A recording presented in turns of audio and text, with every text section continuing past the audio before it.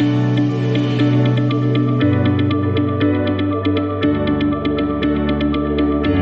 our highly distracting world, we can all learn ways to control our attention from the book Indistractable. Are you indistractable? Are you equipped to manage distraction? If not, your brain will be manipulated by time-wasting diversions. Do you agree with the following quote? You can't call something a distraction unless you know what it is distracting you from. Here are a number of ways to improve our ability to become indistractable. Hack back your email.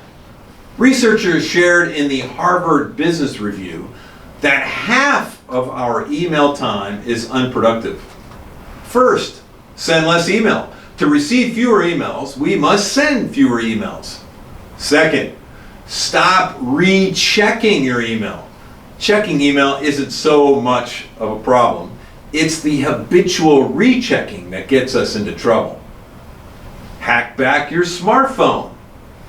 First, turn off smartphone notifications. Less than 15% of smartphone users adjust their notification settings, meaning the remaining 85% allow ad makers to interrupt them whenever they'd like.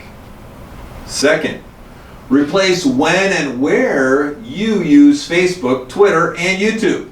AL sets aside time for social media in his schedule to view them on a computer, so there was no need to have them on his smartphone.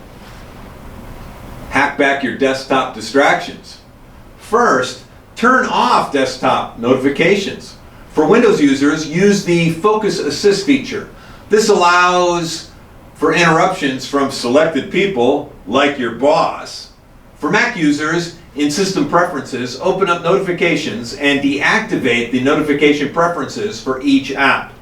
Second, Mac users can also hack the Do Not Disturb feature so that it remains on at all times by setting it to turn on at 7 a.m.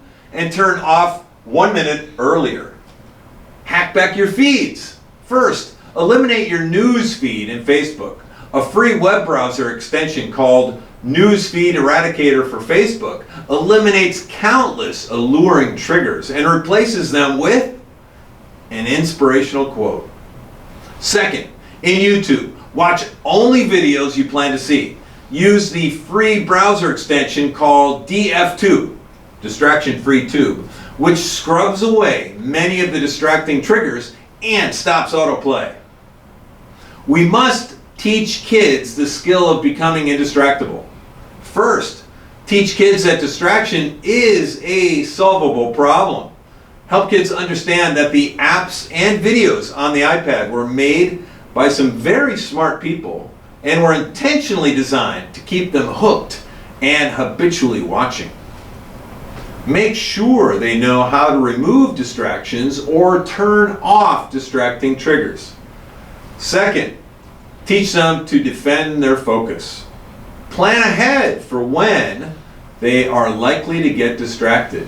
Third, instead of giving our kids a fully functioning, pinging and dinging smartphone, it's better to start with a feature phone that only makes calls and sends text messages. Such a phone can be purchased for less than $25 and does not come with the apps that can distract the child with external triggers. Protect kids' sleep. First, kids need sleep.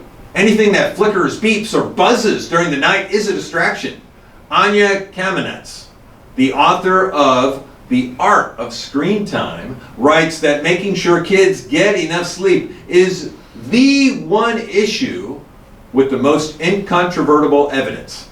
Kamenetz strongly advises that screen time and sleep don't mix. Second, remove all the devices from the bedrooms and have the internet automatically turn off at a specific time.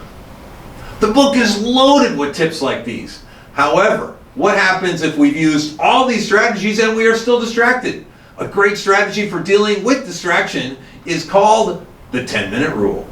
If I find myself wanting to check my phone as a pacification device when I can't think of anything better to do, I tell myself it's fine to give in, but not right now.